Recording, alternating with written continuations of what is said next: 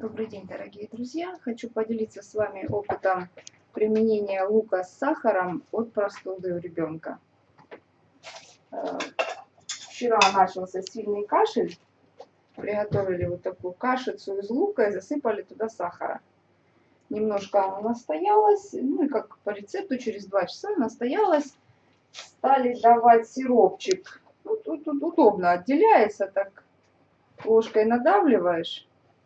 И сироп, чистый сироп, в принципе, вкусный, отделяется, есть можно.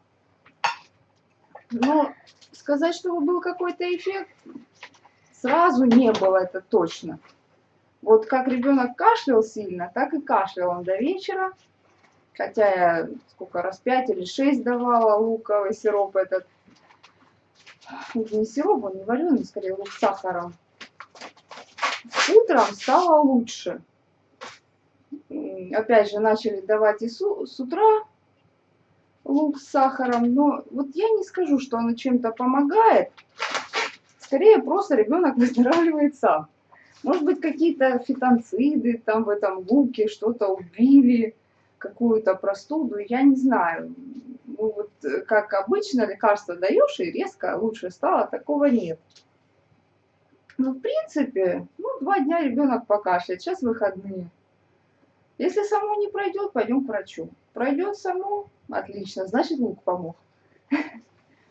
Ну, скорее всего, само по себе кашель не прошел бы к понедельнику.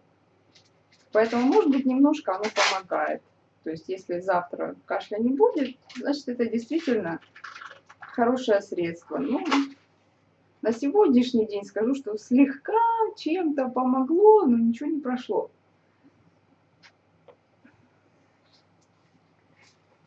Так что, в принципе, могу порекомендовать, потому что и Комаровский советует, пусть дитё само выздоровеет.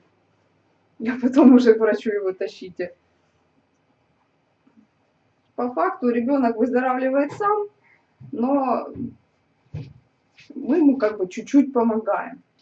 Вроде как что-то делаем для выздоровления. Так что, в принципе, советую первое время, если у вас нет лекарства никакого от кашля, использовать лук с сахаром от кашля.